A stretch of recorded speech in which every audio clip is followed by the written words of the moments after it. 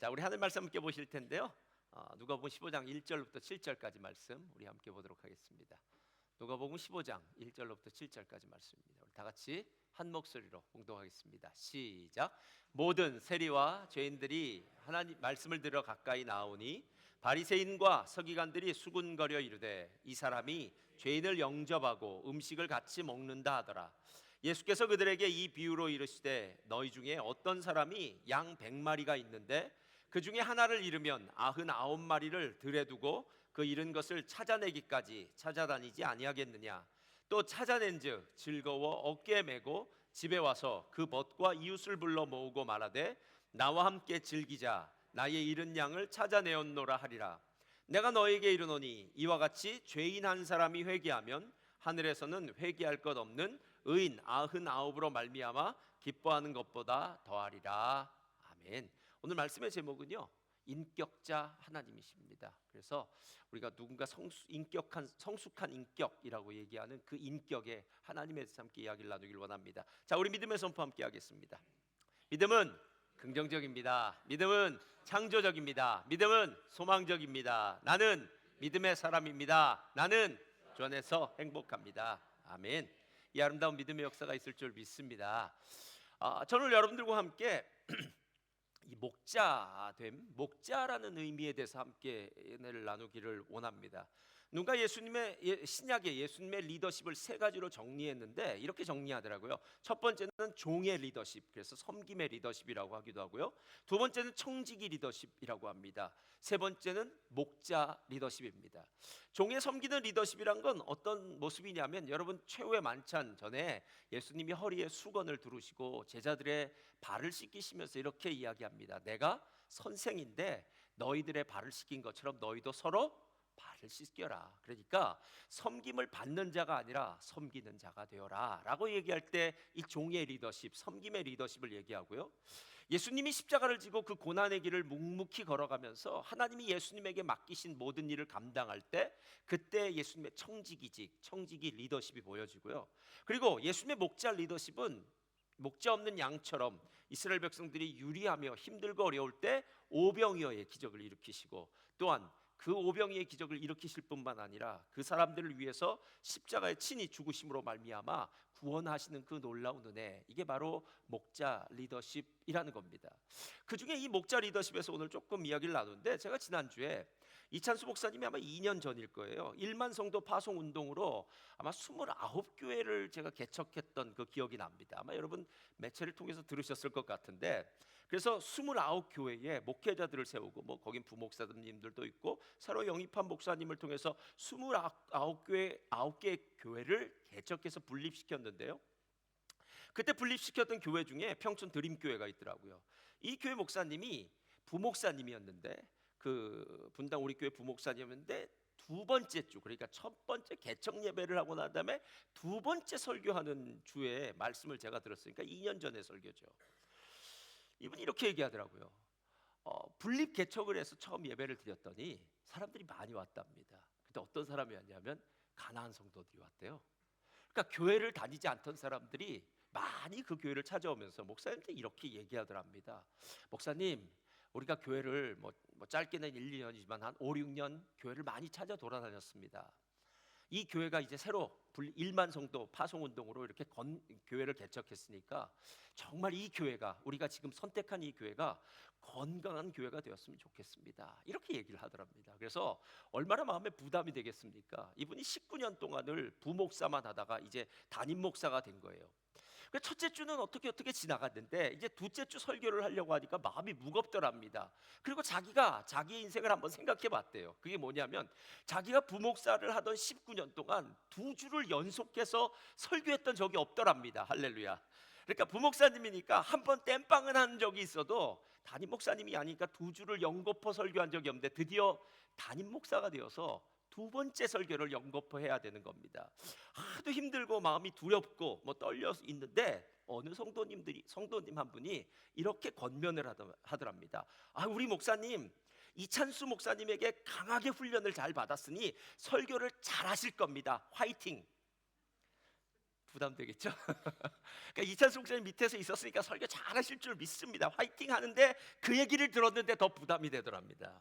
그리고 나서 생각한 건 이찬수 목사님 밑에서 한 번도 설교 훈련을 받지 않았더래요, 자기가. 그러니까 한 번도 설교를 어떻게 해야 되는지는 훈련 받지 않고 이찬수 목사님 언제나 이 얘기만 했답니다. 목사는 고뇌하는 삶을 살아야 한다. 목사는 하나님 앞에서 늘 단독자로 서야 된다. 목사는 숨 쉬는 것도 의미 있는 숨쉼이 되어야 된다. 목사의 묵상의 주제에는 성도들이 있어야 된다. 목사는 걸을 때에도 교회 생각, 걸을 때에도 잠잘 때도죠, 성도 생각, 성도들의 아픔과 삶을 알아야 된다. 제가 이야기를 듣고 참 마음에 도전이 되고요, 좀 많이 부끄러웠습니다. 하나님께서 귀하게 쓰시는 그런 목회지에는 이런 목자 리더십이 있었구나.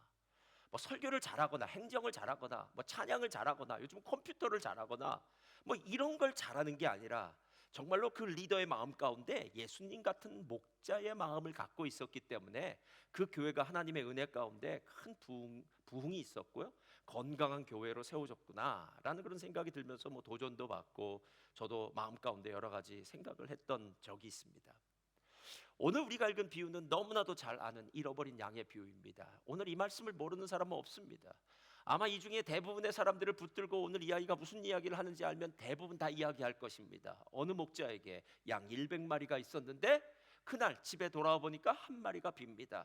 이 양이 99마리의 양을 들에 내두고 그리고 그 한 마리 양을 찾으러 다시 돌아가서 그 한 마리 양을 찾아서 어깨에 메고 돌아와서 자기의 친구들과 함께 잔치를 벌였더라 하는 것이 바로 오늘 이야기입니다.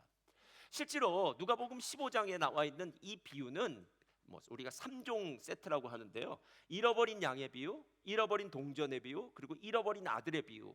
그래서 실제로 이 세 가지 비유를 함께 묶어야만 그 모든 잃어버림의 의미, 찾음의 의미, 회개라고 생각할 수도 있는데요, 찾음의 의미를 알 수 있지만 그래도 적어도 오늘 그 잃어버린 양의 비유를 통해선 하나님이 어떤 분이신지, 하나님이 얼마나 좋은 선한 목자신지를 우리들에게 보여주고 있다라는 거예요. 하나님은 선한 목자십니다. 얼마나 선한 목자냐 하면은 마치 시편 23편에 하나님께서 선한 목자가 되어서 이스라엘 백성들을 푸른 초장과 맑은 시냇물가로 인도하시고 그리고 저들을 어려운 상황 속에서 건져내기도 하시며 저들을 지키시고 보호하시는 정도뿐만 아니라 그 100마리 중에 잃어버린 양이 산과 들 어딘가에서 고통받고 있을 때 이 선한 목자는 그곳까지 찾아가서 그 양을 회복시킨다라는 거예요. 이 케네스 베일리라는 유명한 신학자가 있는데요, 이 사람이 고대 근동 지역에 있었던 양에 대한, 양치기에 대한, 목자에 대한 여러 가지 책들을 쓴 사람입니다. 그래서 선한 목자라는 책에서 지금 있었던 20세기 초에 있었던 레바논의 모갑갑 지역에서요, 어떤 목자가 이런 똑같은 일을 겪었던 것을 그의 책이 기록하고 있어요. 어느 날 초저녁 양의 숫자를 파악하던 팔레스타인의 목자는 양 2마리가 없어진 사실을 알게 된다. 그는 손전등을 들고 잃어버린 양을 찾기 위해 나선다. 그러나 방황하던 양들의 흔적은 어디에서도 찾을 수 없었고 늑대와 자칼의 울음소리만 들렸다. 그들은 희미한 불빛에 의지하여 골짜기와 덤불, 산등석이를 구석구석 누볐다. 발을 헛디뎌 넘어지기도 하고 가시덤불에 엉켜 옷이 찢어지기도 했다. 이곳저곳 비추는 불빛에 마을에서는 이미 저 목자가 양을 잃어버렸다는 소문이 났다. 이잡듯이 긴 수색의 결과로 목자들은 양의 흔적을 발견한다. 그때에 목자들은 해후 타타타 이런 거기 나왔는 글이에요. 그러니까 해후, 그래서 양들을 부르는 말인가 봐요. 이렇게 소리를 치고 외쳤다. 그리고 숨죽여서 귀를 기울이자 멀리서 매 하는 희미한 소리가 들렸다. 이 가엾은 양들은 언덕 위에서 길을 잃고 우왕좌왕 애타게 목자를 기다리고 있었던 것이다. 우리는 말로 표현할 수 없는 기쁨을 느끼며 잃어버린 양을 안고 무사히 집으로 돌아왔다. 제가 잃어버린 양의 비유를 듣다가 언제나 스스로 질문했던 게 있어요. 잃어버린 양 누구 책임일까? 라는 거예요. 그러니까 양을 잃어버린 목자의 책임일까? 아니면 양 자체의 책임일까? 근데 이것에 대한 결론 잘 나지 않습니다. 왜냐하면 어차피 양의 성품이라는 것은 뭐 그렇기 때문에 양이 뭐 나빠서 잃어버렸다 뭐에다가 아니라 양은 본래 죄인이라서 자기가 가고 싶은 대로 가고 하는 거니까 잃어버렸다는 그 사실만 오늘 있는 것이고, 적어도 목자는 잃어버린 양에 대한 책임을 갖고 끝까지 가서 그 양을 찾아오는 것, 그 얘기를 하고 있는 것이구나라는 생각이 첫 번째 들었고요. 두 번째, 오늘 목자만 일하는 것일까? 양은 아무것도 안 하고 그냥 잃어버렸으니까 가만히 그곳에서만 있고 목자가 힘겹게 가서 그 양을 꼭 찾아오는 것일까? 아니면 목자는 힘겹게 양을 찾아 나가고 양은 그 목자에게 어떤 반응을 할까라고 생각하다가 이 글을 읽으면서 그렇지라는 생각이 들었어요. 그러니까 목자가 지금 양을 찾아 돌아다녀요. 수고합니다. 애씁니다. 넘어집니다. 뭐 그쪽 동네는 가시덤불이 많으니까 그것에서 옷이 찢어지기도 합니다. 모든 희생과 수고를 하면서 양을 찾으면서 소리를 질렀더니 거기서 음메 하는 소리가 들리더라는 거예요. 여러분, 지금 목자는 양의 이 소리를 찾는 거예요. 제가 그러고 나니까 복음성가가 생각나요. 우리들의 신음소리까지도 하나님이 들으십니다. 그러니까 우리는 그냥 힘들어서 아이고 힘들어 라고 얘기했는데, 하나님은, 목자 대신 선한 목자이신 하나님은 우리가 힘들다라는 그 신음소리를 들으시고 우리를 위해서 예수님 보내주시고 우리를 위해서 복음을 전달해 주셔서 우리로 하여금 하나님의 그 사랑 안에, 하나님의 은혜 안에 다시 회복시키는 일을 하신 것. 그렇지, 하나님은 찾으시고 우리는 반응하고, 이것이 함께 어우러질 때 마치 손바닥이 서로 부딪히면 소리가 나듯이 하나님 안에서 우리가 찾은 바 된 자, 잃어버렸다가 찾은 바 된 자가 되었구나라는 그런 생각이 들었습니다. 오늘 이 비유는 잃어버린 양의 비유입니다. 그런데 저는 잃어버린 양의 비유라기보다는요, 이름을 이렇게 바꾸는 게 낫겠어요. 선한 목자의 비유. 왜냐하면 이건 선한 목자이기 때문에 그래요. 이 모든 일을 시작부터 마지막까지 주도하고 주관하는 사람은, 주인공은 선한 목자이지 양이 아닙니다.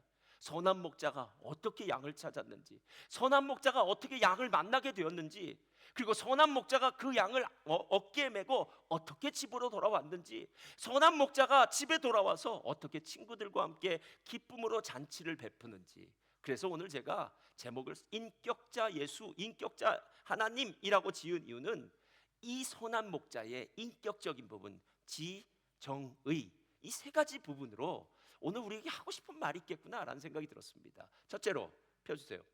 목자의 지식이에요. 자, 인격자이신 하나님은 목자가 어떤 일을 하는 존재인지에 대해서 정확히 알고 계십니다. 실은 하나님을 목자에 비유한 구절은 구약 성경 내내 있었어요. 아주 중요한 테마입니다. 제가 여러분에게 이제 얘기하면 여러분이 다 기억이 떠오를 거예요. 시편 23편은 다윗의 시입니다.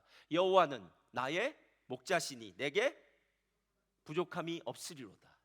다윗은 목동이었습니다.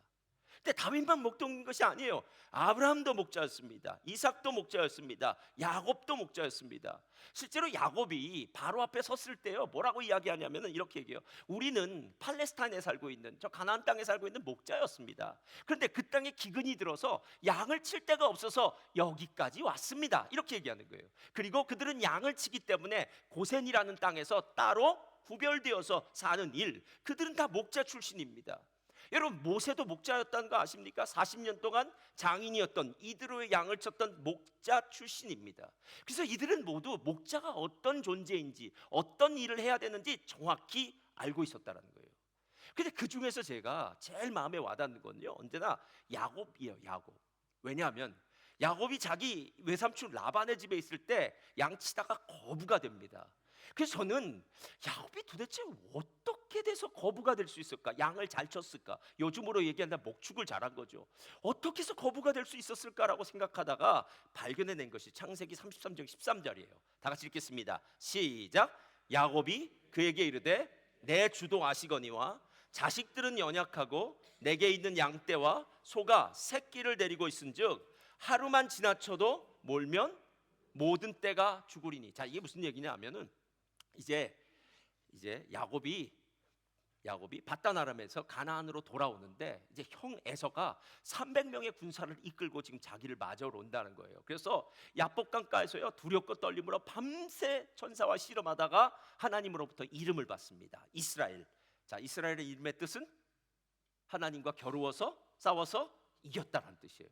이 이름을 붙들고 드디어 형 앞에 나아갑니다. 에서를 붙들고 부둥켜 안고 웁니다. 형제가 20년 만에 만났으니까 울지 않겠습니까? 웁니다. 그때 에서가 이렇게 얘기해요. 야, 야곱아, 너 잘 왔어. 너 우리 함께 살자. 너 빨리 가자. 내가 한번 고향으로 돌아가자라고 얘기할 때 그때 야곱이 한 말이 바로 이 말이에요.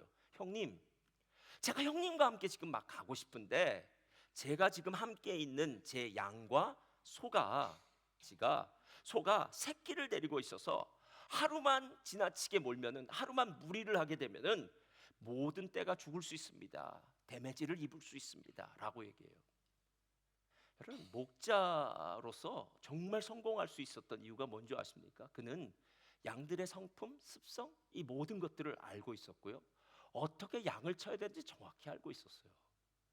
그러고 보니까요, 요즘 제가 금요일 날도 그 얘기를 했는데요, 요즘 명장이라는 이름 많이 붙입니다. 자동차 명장, 음식의 요리 명장, 무슨 명장, 뭐 인간 문화재 이런 것들을 붙이는데요, 이렇게 명장이라는 이름을 붙인 사람의 특징이 뭐냐면 그 분야에서는 타의 추종을 불허하는 전문적인 지식과 능력을 갖고 있는 사람이다라는 거예요. 그러니까 야곱이 목자로서의 지식이 대충 지식이 아니라 정말로 목자로서 최고의 지식을 가지고 살았기 때문에 그가 목축을 하면서 이 놀라운 축복을 경험할 수 있었다라는 겁니다. 여러분, 양들은 어떤 존재인 줄 아십니까? 필립 켈러라는 사람이 양에 대해서 이야기할 때 이렇게 얘기하더라고요. 양은 자신을 보호할 수 있는 능력이 없습니다. 양은 겁에 질리면 도망가는 것이 양의 습성이고요, 혼자서 뒤집어지면 일으켜 세우지도 못한답니다, 스스로.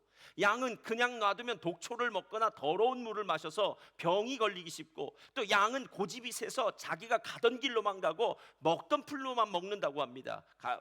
풀밭만 간다고 합니다. 굶주림과 추위와 질병에서 벗어나려면 양은 절대적으로 목자가 필요한 존재인데, 어떤 목자를 만났냐에 따라서 이 양의 행복이 결정된다면 목자의 지식은 정말 중요한 거다라는 거예요. 여러분, 하나님은 선한 목자십니다. 할렐루야. 선한 목자는 양을 위해서요 무한 책임을 지는 분이세요. 이게 너무 감사하지 않아요? 그러니까 100마리쯤 있으니까 100마리에서 한 마리 없어졌으면, 야, 100마리 99마리가 남았는데 한 마리 없어졌다고 뭐 그렇게 걱정을 해? 아이고, 한 마리 없어져 나머지 99마리면 됐지라고 생각하는 것이 아니라, 목자는 그 한 마리 한 마리 양에 대해서 온 마음을 다해서 사랑하고 케어하는 무한 책임을 갖고 있더라라는 거예요. 예전엔, 요즘은 그렇게 자녀들을 많이 낳지 않지만 예전엔 각 가정마다 엄마 아빠가 자녀들을 많이 낳습니다. 그래서 뭐 5명도 낳고 7명도 낳고 10명도 낳고 했습니다. 그럼 어느 날 한 5명, 7명, 10명쯤 되는 그 가정에 엄마한테 이렇게 묻습니다. 아유, 당신 아이들이 많으니까 그 중에 한 명 나한테 주십시오. 우리 아기가 없으니까 라고 할 때 그 엄마가 과연 우리 집엔 아이가 많으니까 당신한테 뭐 아유 몇 명 중에 한 명 그냥 주면 됐지 라고 해서 주는 엄마는 없습니다. 왜냐하면 다른 사람이 보기에는 많다고 이야기해도 한 명 한 명이 엄마에게는 정말 소중한, 자신이 몸 아파서 낳은, 정말 희생하여 낳는 자녀이기 때문에 누구한테 줄 수 없다라는 거예요. 만약 어떤 사람이 이렇게 말했다면 뭐라고 얘기하겠습니까? 한 10명의 자녀를 낳았는데요, 그 중에 한 명이 뭐 예전에는 질병이나 이런 여러 가지로 죽은 경우가 많으니까 10명 중에 한 명이 죽었습니다. 그때 옆에 사람이 와서 이렇게 말합니다.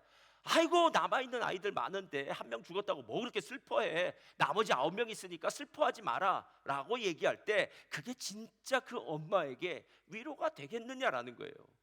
제가 보니까 부모에게 자녀들은 다 똑같은데요, 정말 이런 마음이 제가 보니까 부모의 마음이라는 생각이 들었어요. 잘난 아들들 여러 명이 있어도 엄마는 잘난 아들들 때문에 행복한 게 아니라 그 중에 한 명 못난 아들이 힘들고 어렵게 사는 걸 보면서 엄마는 마음 아프고 근심하는 것. 그래서 엄마의 마음은요, 아이들을 많이 낳게 되면은 그 중에 누군가 더 어렵고 더 안타까운 그 자녀 때문에 노심초사하는 게 바로 부모의 마음이다라는 거예요. 그럼 목자는요, 저는 하나님이 너무 감사해요. 왠지 아십니까 여러분?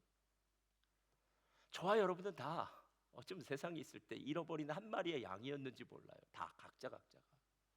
저는 이민지 와가지고 예수 믿는 사람 많이 봤습니다. 여러분, 만약 이민 안 왔다면요, 예수 믿었겠습니까? 이민지 와서 여러 가지 이런저런 어려움을 겪으면서 그래 교회라도 좀 나가봐야 되겠다. 교회 가면 한국 사람이 있다더라. 교회 가면은 뭐 뭘 얻을 수 있다더라. 뭐 정보를 얻을 수 있다더라. 요즘 저희 교회 오는 사람들 중에는 아유 교회 가면은 아이들이 유년부가 있다더라. 뭐 유치부가 있다더라. 뭐 이런 걸로도 올 수 있고요. 아이들 교육 때문에 왔을 수도 있고 뭐 어떤 것도 있을 수 있습니다. 근데 여러분 만약에 한국에 있었다고 해도 똑같은 결정을 했을까요? 저 그렇게 생각하지 않습니다. 웬일인지 웬 은혜인지 저와 여러분의 삶이 잃어버린 양 되었을 때 하나님 바로 저와 여러분을 구원해 주신 거예요. 다른 99마리가 아니라 저와 여러분 같은 그 한 사람을 향한 하나님의 사랑이 지금 이 시간 이 자리에서 함께 예배드릴 수 있게 만들었다는 거예요. 이게 선한 목자의 지식입니다. 너무 감사하죠. 근데 여기서 끝나지 않아요. 이거보다 더한 건 그 다음에 나와요. 목자의 의지예요. 자, 목자는 오늘 잃은 양을 찾아 길을 떠납니다. 4절 한번 다 같이 읽겠습니다. 4절이요. 시작. 너희 중에 어떤 사람이 양 100마리가 있는데 그 중에 하나를 잃으면 99마리를 들에 두고 그 잃은 것을 찾아내기까지 찾아다니지 아니하겠느냐. 자, 제가 묻겠습니다. 언제까지 이 목자는 수색을 계속할까요? 찾아낼 때까지. 이 목자는 자신이 목자로서 어떤 일을 해야 되는 존재인지를 정확히 알고 있습니다. 근데 지식이 전부가 아니에요, 여러분. 세상에 많은 사람들은 자기가 어떤 일을 해야 되는지를 알고는 있어요. 근데 그 어떤 일을 해야 되는지 알고 있는 것과 그 일을 의지적으로 행하는 것은 다를 수 있다라는 거예요. 양 한 마리 잃어버렸네. 이거 어떡하지? 이거 찾아와야겠네. 라는 생각은 모든 사람이 똑같이 할 수 있어요. 그러나 99마리를 들에 내려두고 그 양 한 마리를 찾기 위해서 들로 산으로 아까 이야기했던 그 가시덤불 밭으로 게다가 자칼이나 늑대가 있는 그런 야생동물들이 있는 밖으로 나가는 일은 그렇게 쉽지 않다라는 거예요. 제가 제일 싫어하는 단어가 하나 있습니다. 그게 뭐냐면 탁상공론이요. 여러분 탁상공론이 뭔지 아세요? 책상 위에서 의논만 하는 거예요. 의논하고 난 다음에 하나도 안 변합니다. 예. 이게 의논에서 무슨 유익이 있겠습니까? 근데 우리가 그런 식이 있을 수 있다는 거예요. 10년, 20년, 30년 하나님의 말씀에 대해서 많은 것들을 배웠다고 하는데 실제로 나의 삶은 하나도 바뀌어지지 않았습니다. 아니 그만큼 말씀을 배웠다면 그 말씀이 나의 삶을 온전히 변화시키고 복을 주는 축복의 통로가 되는데 마치 오늘 탁상공론을 하는 것처럼 우리가 많은 이야기를 하고 많은 것을 배워도 전혀 그것이 나의 삶 가운데 어떤 역사가 없더라는 거예요. 여러분 이 목자의 의지에 대해서 얘기할 때 의지의 사전적인 의미를 제가 찾아봤어요. 의지가 어떤 건가 볼까요? 의지는 이거래요. 의지란 무엇인가를 하려는 마음의 작용인데 2개 이상의 일이 있을 때에 그중 하나를 선택하고자 하는 결심이다. 자, 2개의 일이 있을 때 하나를 선택하는 겁니다. 뭘 선택했느냐? 자, 양을 잃어버렸다. 어떡할까? 에이, 잃어버렸으니까 그냥 안타깝다. 그러니까 집에 있자라고 하는 마음이든지 아니야. 이 양 내가 정말 소중하고 내가 소중히 생각하고 내가 사랑하는 양이야. 그러니까 내가 이 양을 찾기 위해서 내가 밖을 나갈 거야 하면서 등불을 들고 양을 찾으러 나가는 것, 이건 다른 의미라는 거예요. 그러니까 하나님이 오늘 선한 목자로서 우리를 얼만큼 사랑하시냐면 하늘 보좌에서 우리를 바라보시면서 야 지금 세상에 있는 죄인들이 다 저렇게 잘 살고 있구나 나름대로, 그러다가 다 지옥에 가고 있구나, 안타깝다 라고 생각한 것이 아니라 하나님이 우리가 지옥에 가는 그 길을 안타깝게 생각하셔서 예수를 이 땅에 보내주시고 예수님이 우리를 찾아와 오셔서 우리를 만나 주시고 우리를 구원하시고 우리에게도 올라온 축복과 구원의 은혜를 주신 것, 이게 하나님의 의지가 아니면 무엇이겠느냐라는 거예요. 우리가 잘 아는 고린도전서 13장은 사랑장입니다. 사랑하면 여러분이 제일 먼저 생각한 건 로맨틱한 겁니다. 그런데 고린도전서 13장에서 말하는 사랑은 전혀 로맨틱하지가 않습니다. 사랑은 오래 참고, 사랑은 온유하고, 사랑은 시기하지 않고, 사랑은 자랑하지 않고, 사랑은 교만하지 않고, 무례히 행치 않고, 자기의 유익을 구하지 아니하고, 성내지 아니하고, 악한 것을 생각지 아니하고, 불의를 기뻐하지 아니하고, 진리와 함께 기뻐하고. 7절 우리 한번 다 같이 읽어볼까요? 7절 시작. 모든 것을 참으며 모든 것을 믿으며 모든 것을 바라며 모든 것을 견디는. 저는 만약에 하나님이 저에 대해서 참아주시지 않았다면 이 자리에 있을 수 없습니다. 사람이 살다 보니까 얼마나 많은 어리석은 짓을 저질렀는지 몰라요, 여러분. 우리가 시행착오라고 하잖아요. 살다 보면 정말 바보 같은 짓 많이 합니다. 바보 같은 생각, 어리석은 선택, 어리석은 결정들 왜 안 하겠습니까, 여러분? 하나님 만약에 저와 여러분이 한 번씩 잘못했을 때마다 옆에 몽둥이를 들고 너 잘못했지 하고 쫓아다니면서 때렸다면 우린 다 지금 스프링베일에 가 있을 겁니다. 세멘터리 하도 맞아서. 근데 다 지금 이렇게 살아있잖아요. 덜 맞아서 그런 거예요. 우리가 저지른 죄만큼, 저지른 행동만큼 하나님이 우리를 때리신 것이 아니라 참으시고 또 말씀하시고 인내하시고 견뎌내시고 게다가 믿으시고 너 할 수 있어, 너 잘할 거야 라고 생각했던 그 하나님의 은혜, 여러분이 신앙생활을 처음 시작한 그날부터 지금까지 하나님은 여러분을 참으셨어요. 여러분을 믿으셨어요. 그리고 하나님이 여러분이 하는 모든 일들을 다 견뎌내셨습니다. 이게 하나님이세요. 한 몇 년 전일 거예요. 중국에 2살 된 아들이 유괴를 당했어요. 그러고 난 다음에 이 아버지가 24년 동안을 이 아들을 찾아다니다가 결국 24년 만에 만났습니다. 한번 유튜브 틀어봐 주시겠어요? 영상. 누군가에게 납치당한 아들을 찾기 위해 24년 동안 중국 전역을 헤맨 아버지가 마침내 아들과 재회했습니다. 그동안 50만 킬로미터를 돌아다닌 아버지는 20대 청년이 된 아들을 품에 안았고 당시 납치범들은 붙잡혔습니다. 베이징 송옥 특파원의 보도입니다. 在这家生别管，最慢慢能害的，找不到的。 유괴된 아들을 찾기 위해 나선 아버지의 모습을 그린 영화 잃어버린 아이들. 15年，只有在路上，我才感觉我是一个父亲。 이 영화는 지난 1997년 집 앞에서 2살 배기 아들을 납치당한 궈강탕 씨의 실화로 만들어졌습니다. 궈 씨는 아들을 되찾기 위해 오토바이에 사진을 넣은 커다란 깃발을 꽂은 채 중국 전역을 헤맸습니다. 이동 거리만 무려 50만 킬로미터. 여러 차례 사고를 겪고 10번이나 오토바이를 폐차했지만 단 하루도 멈추지 않았습니다. 我就想我在外面找呢，可能孩子能找到。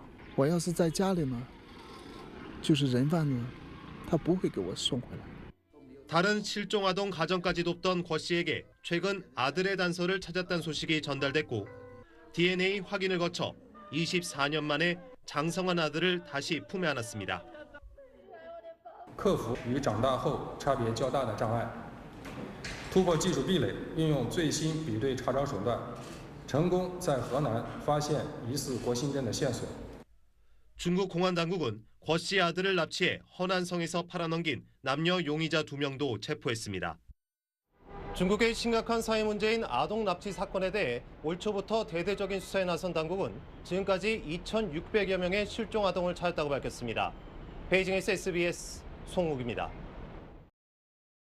오늘 이 이야기를 들어보면요, 이 궈강탕 씨가 24년 동안 오토바이를 타고 50만 킬로미터, 오토바이를 10대나 바꿀 정도로 자식을 찾는, 아들을 찾는 그 간절한 마음, 결국은 24년 만에 아들을 찾았더라고요.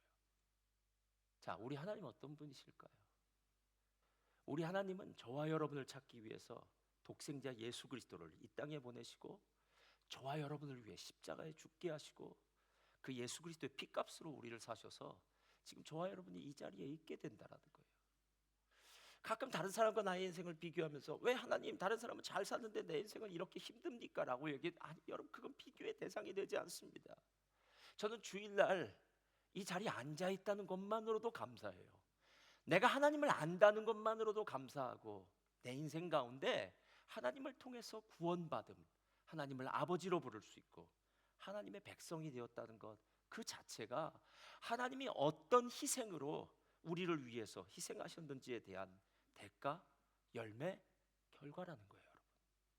우리는 모르지요. 우리 아버지가 우리를 얼마나 찾으셨는지요.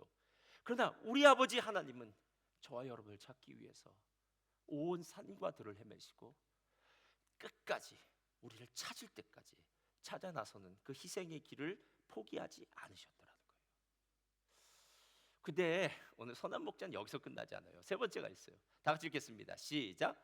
목자의 감정이에요. 자, 오늘 목자는 목자됨의 지식과 그 목자를 잃어버린 양을 찾아 나선 의지를 갖고 있어요. 그러나 오늘 한 가지 덧붙여야 되는 것이 있는데 그게 뭐냐면 그 잃어버린 양을 찾았을 때 목자가 느끼는 기쁨이에요. 기쁨. 이거 감정적인 건데요.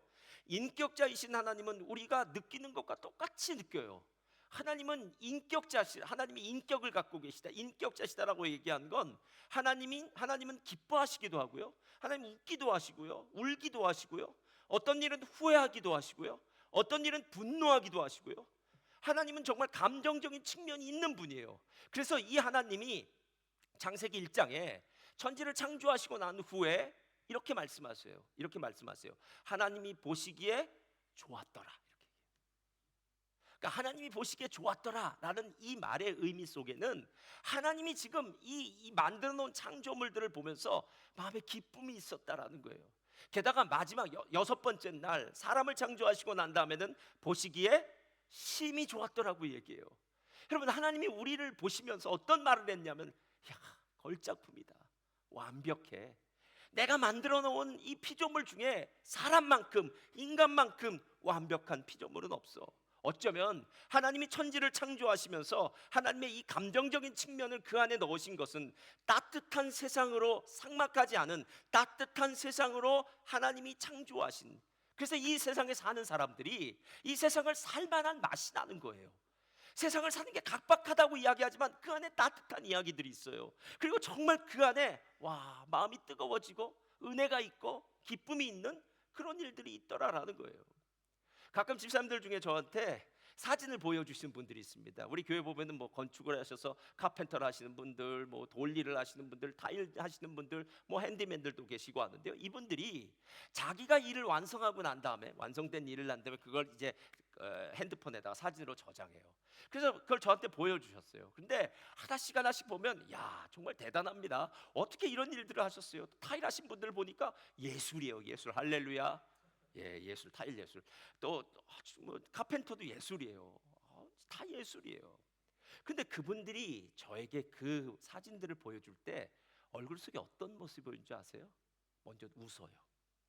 그리고 자긍심, 자부심이 있어요. 목사님, 제가요 열심히 일해서요 이렇게 아름답게 만들어놨습니다. 또 그런 사진은 꼭 비포 애프터가 있어요. 그렇죠? 성형 전, 성형 후. 비포는 어때요? 막 지저분하고 더러운데 애프터는 너무나도 깨끗하게 깔려진 데크, 너무나도 깨끗하게 깔려진 타일들을 보면서 집사님 정말 잘했네요 라고 얘기해요. 여러분, 하나님이 이런 분이라는 거예요. 희노애락, 하나님이 감정을 가지시고 사시는 분이라는 게 느껴지기 시작하면 우리는 하나님에 대해서 더 살갑게 느껴지더라는 거예요. 내가 웃을 때 하나님도 웃으시겠구나, 내가 눈물을 흘릴 때 하나님도 눈물을 흘리시겠구나, 이렇게 생각하는 거예요. 그래서 5절에 보면 이렇게 얘기해요. 5절 6절 펴주세요. 다 같이 읽겠습니다. 시작. 또 찾아낸 즉 즐거워 어깨에 메고 집에 와서, 5절 6절이요. 5절부터 5절. 자, 다 같이 시작. 또 찾아낸 즉 즐거워 어깨에 메고, 6절 시작. 집에 와서 그 벗과 이웃을 불러 모으고 말하되 나와 함께 즐기자. 나의 잃은 양을 찾아내었노라 하니라. 그 양을 찾았을 때 기뻤다는 거예요. 너무 기뻤다는 거예요. 그래서 집에 와서 너무 기뻐서 친구들을 불러 모아요. 이 친구들이 히브리어 하베림이라고 하는데요, 이 친구들은 나와 가까운 그 사람들이에요. 다 부릅니다. 너무 기쁘니까요. 그리고 기쁨의 잔치를 베풉니다. 나와 함께 기뻐하자. 우리 교회 모토이기도 한데요, 로마서 12장 15절입니다. 즐거워하는 자들과 함께 즐거워하고 우는 자들과 함께 울라. 그러니까 하나님의 마음이 우리와 공유되는 그런 희노애락을 가진 감정적인 부분이 있다면 우리도 마찬가지로 우리 주변에 있는 믿음의 백성들, 공동체 성도들과 그렇게 함께 감정을 공유하고 나누는 사람이 되어야 된다는 겁니다. 우리 교회 셀 리더 방에 보면은요, 경조사에 대한 일들이 나옵니다. 어떤 땐 결혼, 어떤 땐 자녀 출산의 이야기. 그때는 참 감사하죠. 감사합니다, 축복합니다, 뭐 여러 가지 이야기가 나옵니다. 어떨 때는 장례 이야기가 나오기도 하고요, 어떨 때는 질병으로 말미암아 수술을 위한 중보기도의 이야기가 나오기도 합니다. 그러면 그때마다 답글이 붙고 또 그것을 각 셀마다 이렇게 전달을 해서 셀원들이 함께 기도하면서 셀원들이 함께 기뻐하면서 그 카톡방에 여러 가지 이야기가 덧붙여지는 그런 것들을 보게 됩니다. 진짜 행복은 누군가의 아픔을 위해 기도하고 함께 그 기도를 통해서 회복을 경험하는 거 아닙니까? 진짜 행복은 나 혼자 잘 돼서 기쁜 게 아니라 누군가 진짜 기쁜 그 사람을 축복하면서 그 사람의 기쁨이 나의 기쁨으로 변하는 것. 그래서 나는 내 인생만 가지고 기뻐하는 것이 아니라 공동체와 함께 기뻐하는 것. 이렇다면 나의 기쁨은 몇 배씩 더 늘어날 수 있는 그런 은혜가 있지 않겠느냐라는 거예요.